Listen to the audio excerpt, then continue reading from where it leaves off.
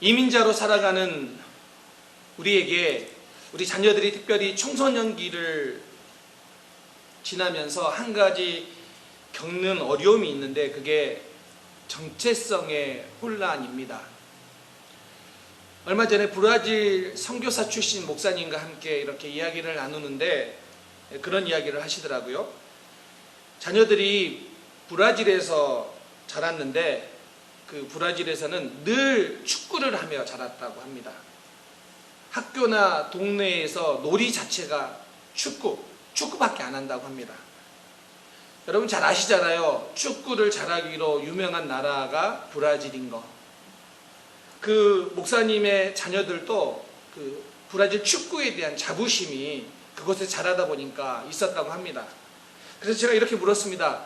근데 목사님, 그러면 브라질과 한국이 축구를 하면 어느 나라를 응원합니까? 이렇게 물었더니 목사님이 드러나지는 않지만 브라질을 응원하는 듯 했다고 합니다. 그게 좀 의외였습니다. 그런데 이제 이 목사님이 미국으로 이민을 온 겁니다. 근데 또 궁금하잖아요. 미국에서 이제 한 10여 년 아직 안 됐지만 가까이 살다 보니까 지금은 어느 나라를 응원할까? 이게 너무 궁금해서 제가 물었습니다.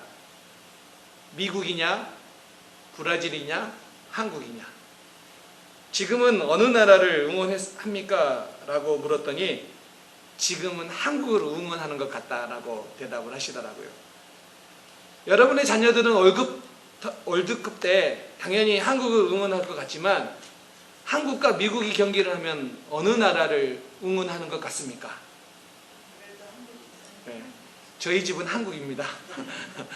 근데 여러분, 가끔 이런 고민들을 청소년기에 겪고 있는 게 우리 자녀들의 모습입니다. 근데 여러분, 오늘 본문의 모세도 그런 정체성의 갈등을 겪고 있는 것처럼 보입니다. 2장에서 모세는 애굽 공주의 아들로 이방이 되어서 자라게 됩니다.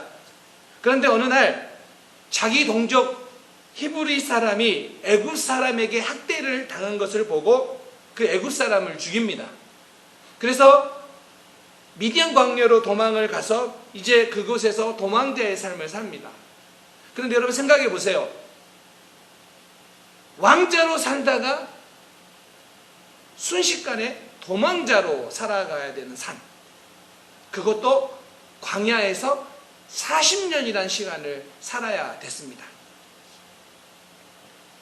그 40년의 시간이 이 모세에게는 결단코 쉬운 시간은 아니었을 것입니다. 그리고 상황도 왕자로서의 풍요로운 삶을 살다가 어느 순간 광야의 도망자의 삶이 결단코 즐겁거나 기대했던 바는 아니었을 것입니다. 그런데 그렇게 40년 시간을 광야에서 살아가고 있는 그 모세에게 하나님께서 찾아오셔서 모세의 삶을 다시 새롭게 정립해 주는 그 사건이 바로 오늘 본문에 나와 있는 사건입니다. 출애굽기 3장은 모세가 80세가 되었을 때 일로 기록을 합니다. 3장 1절에 우리 한국말 성경에는 분명하게 드러나지 않지만 히브리어로 보면은 이게 지속을 강조하는 우원적 동사라고 말을 하는데 모세가 여전히 양을 치고 있다라는 의미예요. 그러니까 40년의 그 기간 동안 그 광야에서 여전히 지속적으로 양을 치고 있을 어느 때라고 이야기를 하고 있습니다. 그것도 자기 양이 아니라 장인의 양을 치고 있는 그때이죠. 그러니까 여러분 생각해 보세요. 광야에서 양을 치고 있는 모세의 삶은 단조롭죠. 양을 치는 그 일을 계속해서 하고 있기 때문에.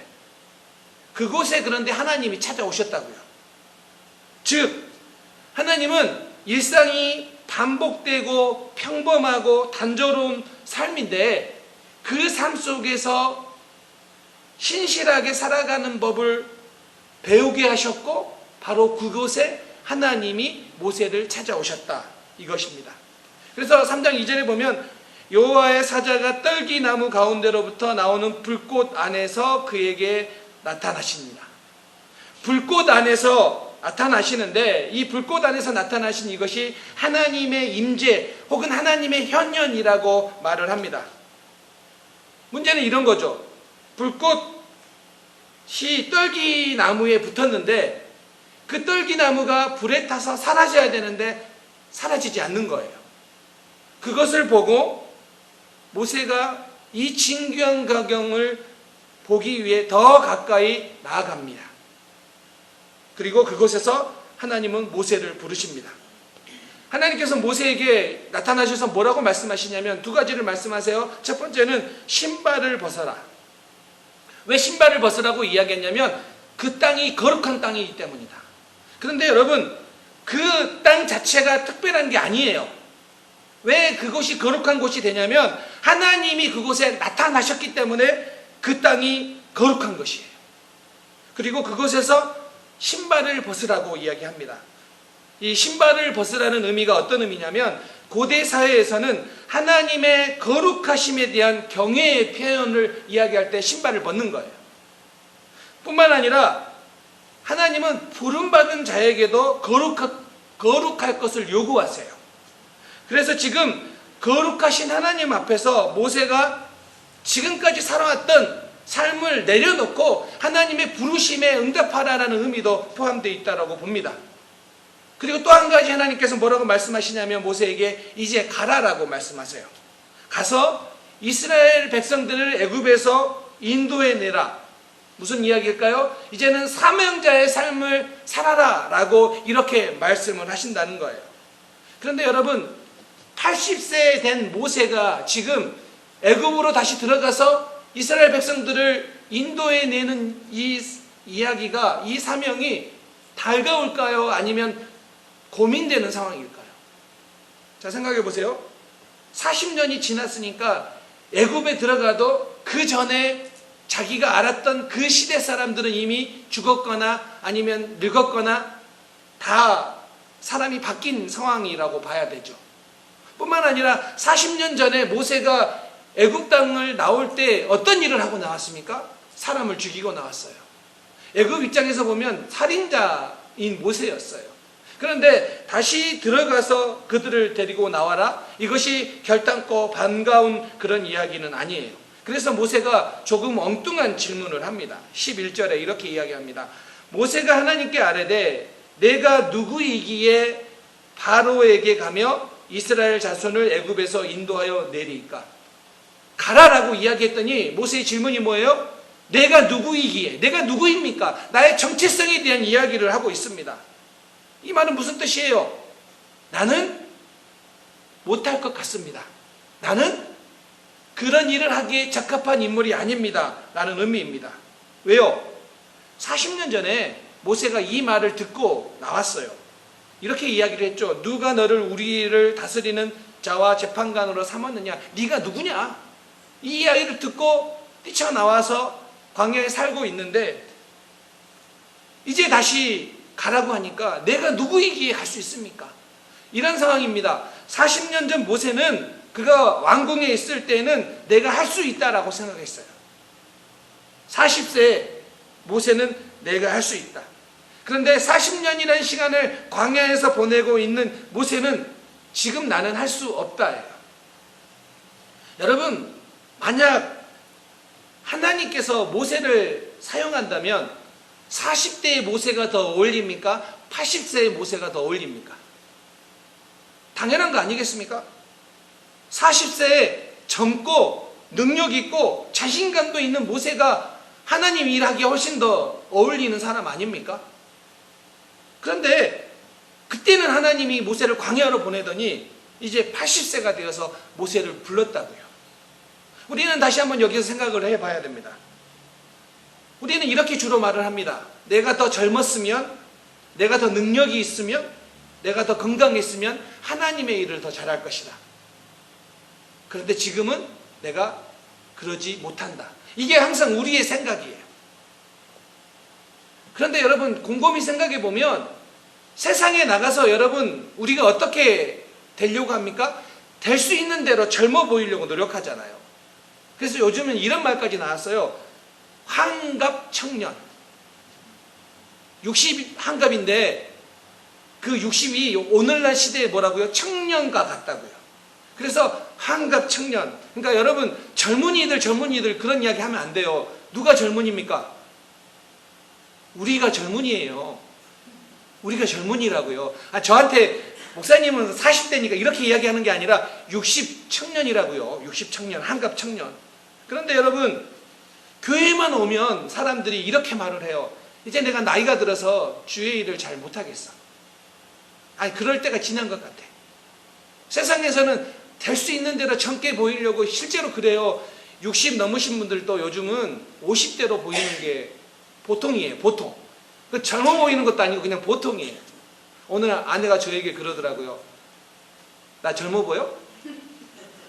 그래서 제가 그 나이로 보이지만 늘 보던 인물이 뭐 오늘따라 더 젊어 보이겠습니까? 젊어 보여. 젊어 보인다고 이야기했습니다. 잘했지요? 네. 여러분도 젊어 보이십니다. 네. 근데 젊어 보이는 게 세상에서는 내가 더 어려 보이는 것을 선호하면서 주의 일을 할 때는 못한다고, 나는 나이가 들었다고, 나는 능력이 없다고 이렇게 말하면 안 된다고요. 왜요? 지금 모세가 지금 그걸 하고 있는 거예요. 나는 80세의 노인이라 능력도 없고 힘도 없다. 근데 여기서 주목해야 될, 봐야 될 단어가 있어요. 이게 뭐냐면 지금 모세의 대답이요 1인칭이에요. 주어가 자신이에요. 이게 중요해요. 주어가 자기 자신이다 보니까 뭐예요? 여전히 어떤 걸 평가를 합니까? 내가 할 수 있는가 없는가를 가지고 나의 능력을 보고 평가를 해요. 그래서 답이 뭐예요? 못한다예요. 주어가 내가 되면 우리는 못해요. 내가 주어가 됐으니까 나이가 들어버렸고 능력이 없고 나는 그런 상황이 아닌 거예요. 그래서 모세가 내가 누구입니까? 라고 물어요. 그랬더니 하나님이 이렇게 대답하세요. 12절에 내가 반드시 너와 함께 있으리라. 모세가 자기의 정체성에 대해서 묻는데 하나님은 내가 너와 함께 있으리라고 대답을 해요. 답이 안 맞죠. 왜 이렇게 말씀하시냐면 모세의 정체성을 모세가 정하는 것이 아니라 모세를 만드신 하나님 안에서 발견된다라고 말씀하시는 거예요. 내가 누군가 그건 어디서 발견된다고요? 하나님의 임재 안에서 하나님이 만드신 모세를 만드신 하나님 안에서 발견할 수 있다고요. 이거죠. 지금 모세에게 중요한 것은 그의 능력이 아니라 하나님의 임재가 지닌 그 충분함으로 모세의 그 고민을 해결해 주셨다라는 거예요. 그러니까 나는 할 수 없습니다라는 그 주어, 내 1인칭 주어, 모세의 주어에서 바꾸라는 거예요. 하나님 안에서 바꾸라는 거예요. 하나님 안에서 발견하려는 거예요. 그래서 이 이야기를 듣고 내가 너와 함께 있으리라는 이 대답을 듣고 모세가 다시 질문을 합니다. 13절 이제 그들이 내게 묻기를 그의 이름이 무엇이냐 하리니 내가 무엇이라고 그들에게 말하리이까. 자, 내가 누구인가에서 이제 하나님의 이름을 물어요. 여러분 보이십니까 여러분? 지금 내가에서 이제는 하나님이 누구십니까? 하나님의 이름이 무엇입니까? 라고 물어요. 1인칭인 주어에서 이제 옮겨가요. 나에서 주어가 하나님으로 바뀌어요. 이게 중요해요. 모세에게 변화가 일어났어요. 내가 주어였는데 이제 주어가 바뀌었어요. 하나님이에요. 하나님이 주어가 되고 하나님의 이름을 묻고 그리고 하나님은 하나님의 이름을 이야기해 주십니다. 우리가 아주 잘 아는 구절이죠. 하나님이 모세에게 이르시되 나는 스스로 있는 자니라. 14절 말씀이죠. 나는 스스로 있는 자니라. 그래서 이것을 영어 성경에서도 이렇게 번역을 했죠. I am who I am. 히브리어 원문에도 이렇게 있습니다. 에흐에 아세르 에흐에. 자, 이 에흐에 앞에 나온 에흐에 에세르 에흐에죠. 에흐에라는 이 단어는 하야라는 동사의 2인칭 단수 미완료 시제로 사용하고 있어요. 그러니까 에흐에는 어떤 뜻이냐면 있다. 우리가 영어로 이야기하면 비동사예요. 자, 모든 장소, 모든 순간, 모든 상황에 계신다. 이게 에흐의 의미예요. 그리고 이 에흐가 명사가 아니라 동사라는 뜻이에요. 그러니까 하나님의 이름은 명사로 이것이다라고 규정 짓는 수 없다라는 거예요. 동사로 표현을 해요.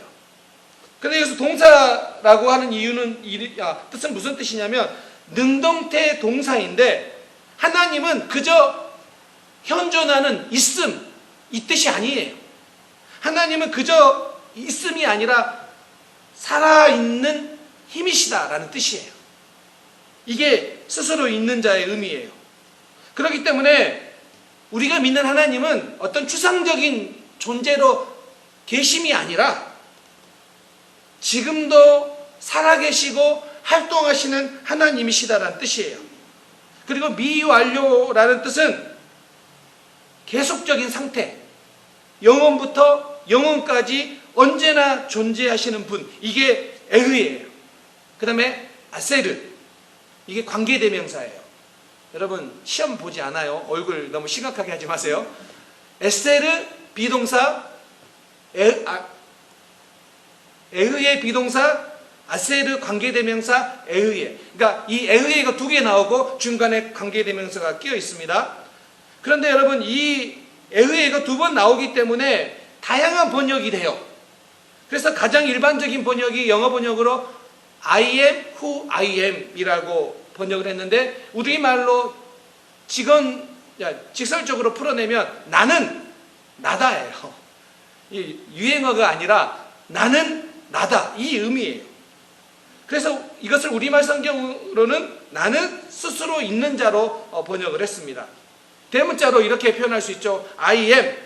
이것은 하나님께서 직접 말씀하신 거기 때문에 I am이라고 표현하는 거고요. 우리 입장에서는 하나님을 표현할 때는 3인칭이 돼야 되기 때문에 He is 이렇게 갑니다. 그런데 이것을 히브리식으로 읽게 되면 여호와, 좀 더 가까운 발음으로는 야훼라고 부를 수 있어요. 그래서 여호와라고 말하는 게 바로 I am, 이것을 히브리식을 읽게 되는 그 발음이에요.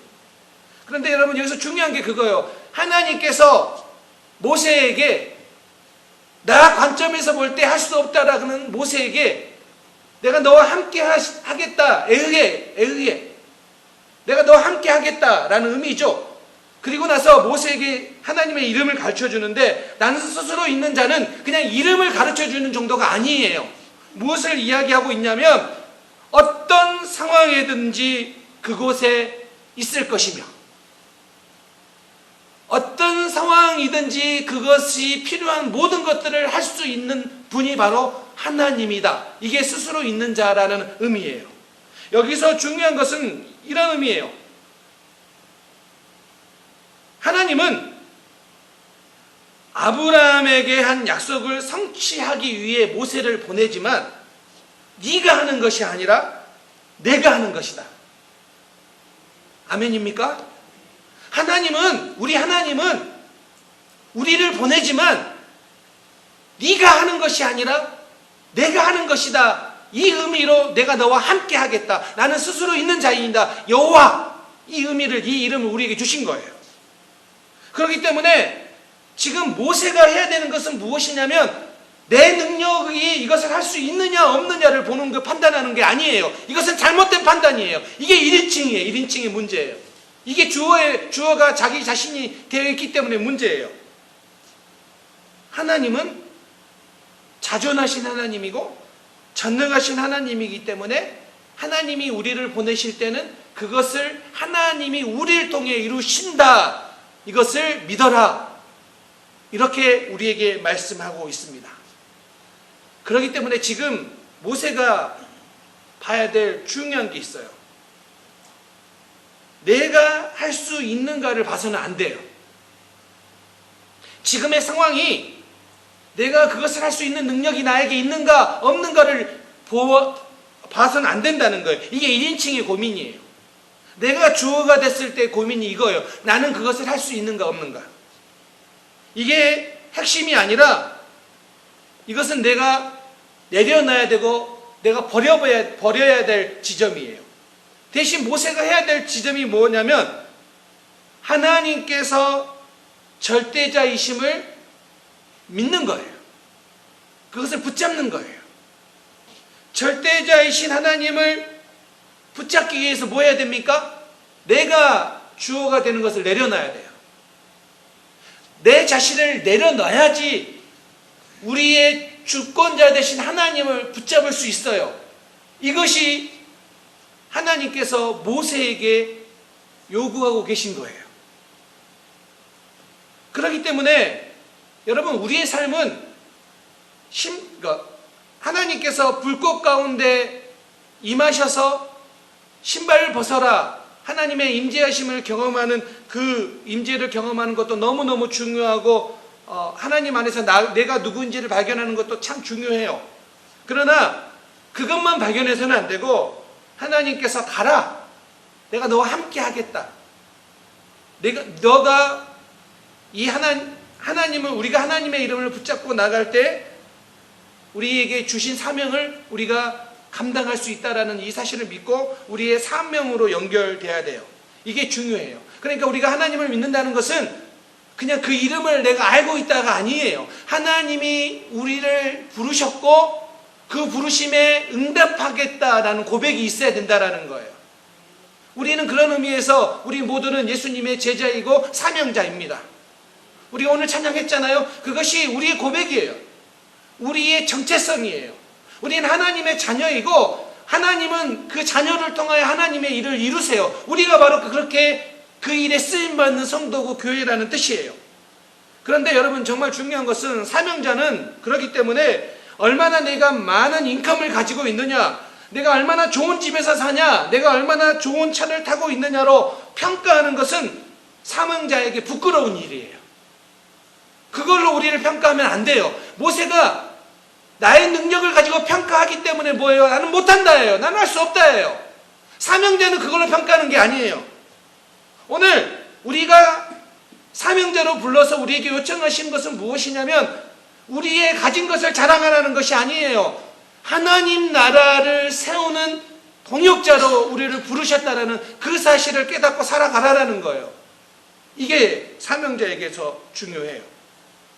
그런데 우리가 신앙생활을 하다 보면 내가 주어가 되면 모세처럼 자꾸 내가 할 수 있는 것은 이것밖에 안 됩니다, 이런 것들로 규정하고 판단하고 평가해서 때로는 실망하고 낙심하고 주저앉아 있어요.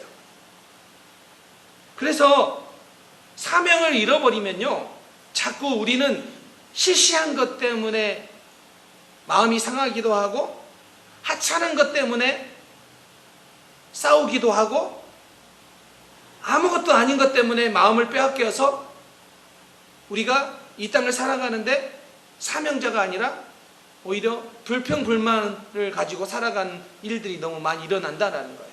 무엇 때문에요? 없어서가 아니라 사명을 잃어버릴 때. 삼손을 보세요. 삼손이 얼마나 복된 인생이었습니까? 부모의 기도 가운데 태어났어요. 그리고 성경에 보면 하나님께서 복을 주셨다라고 기록하고 있어요. 그리고 실제로 삼손을 보면 놀라운 힘과 능력을 가진 자였어요. 그런데 사명을 외면한 삼손의 삶은 어떻습니까? 하나님이 자기에게 주신 능력과 힘을 가지고 쾌락을 쫓는데 사용했어요.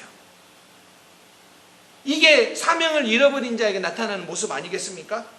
그렇기 때문에 여러분, 우리에게 얼마나 능력이 있느냐가 아니라 우리는 하나님이 주신 사명이 있음을 여러분 깨닫고 살아갈 수 있기를 바랍니다.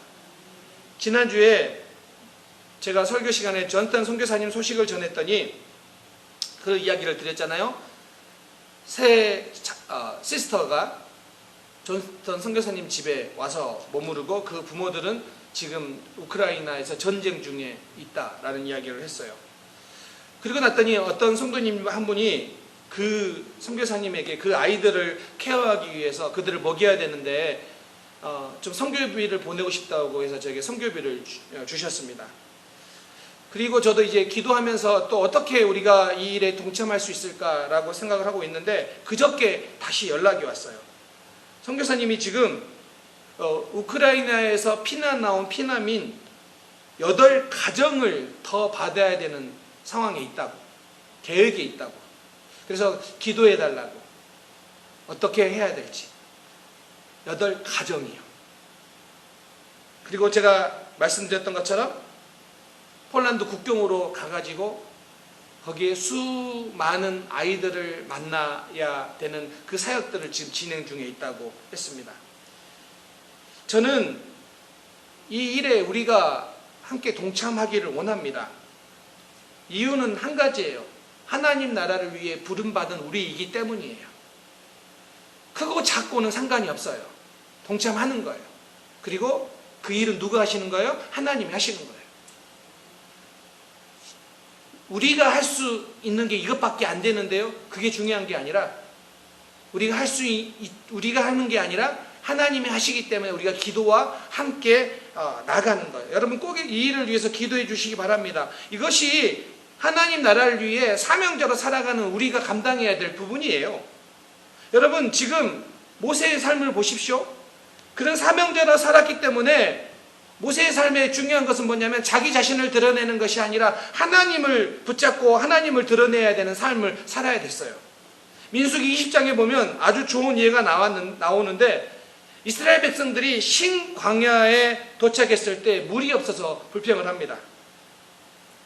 그리고 하나님은 모세에게 뭐라고 말씀하시냐면 너는 반석에게 명령을 하여 물을 내라고 하십니다.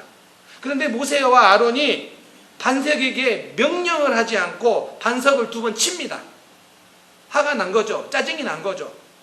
그런데 뭐라고 말씀하시냐면 20장 12절에 여호와께서 모세와 아론에게 이르시되 너희가 나를 믿지 아니하고 이스라엘 자손의 목전에서 내 거룩함을 나타내지 아니한 거로 너희는 이 회중을 내가 그들에게 준 땅으로 인도하여 드리지 못하리라 하시니라. 모세에게 너 가나안 땅에 못 들어간다라고 말씀하신 거예요. 이 사건 때문에. 그런데 여러분 생각해 보세요. 지금 이스라엘 백성들이 이해가 되는 게 아니에요. 지금 이 사건은요 40년의 광야 생활을 마칠 쯤에 나타난 사건이에요. 출애굽 1세대는 다 죽고 다음 세대가 나타난 때예요. 그러니까 지금 무슨 이야기예요? 모세 입장에서 보면 너무 억울한 거 아닙니까? 처음 광야 생활한 것도 아니고 40년이라는 시간 동안 광야 생활을 했는데 여전히 변하지 않는 사람들, 여전히 물 없는 것 때문에 짜증을 내고 불평을 하는 그 백성들 때문에 지금 화낸 거 아니에요? 하나님 때문이 아니라 그 백성들 때문에 화를 냈다고요. 여러분 저는 모세가 공감이 돼요. 저만 공감이 되나요? 아니 이렇게 많은 시간을 지나왔는데 여전히 물 없는 것 때문에 지금 그들이 물이 없어서 죽은 적이 있습니까? 그들이 지금 양식이 없어서 죽은 적이 있습니까? 그런데 여전히 불평, 여전히 물이 없다고 짜증을 내고 불평을 내는 그들 때문에 반석에게 하나님이 명령하라고 했는데 명령한 것이 아니라 반석을 2번 쳤다고요. 이게 그렇게 가나안 땅에 못 들어갈 만큼의 큰 잘못입니까? 근데 하나님은요 못 들어간다고요. 왜요? 하나님의 거룩하심을 훼손했다고요. 지금 사명자 모세는 자기 자신이 드러나는 것이 아니라 하나님을 드러내야 되는 삶을 살아야 되는데 지금 하나님의 영광을 위해 부름받았는데 그 영광이 아니라 내 마음대로 안 된다고 투덜거리면서 버럭하고 있고 짜증내고 있는 그 모세를 향하여 하나님의 거룩하심을 훼손했다라고 책망하고 있다라는 거예요. 여러분 우리는요 사명자로 부름받았습니다. 이 땅에서 여러분들이 얼마만큼 잘 사느냐, 얼마만큼 여러분들이 유명하느냐, 능력이 있느냐 이걸로 평가하지 않으세요. 하나님이 주신 사명을 여러분이 지금도 잘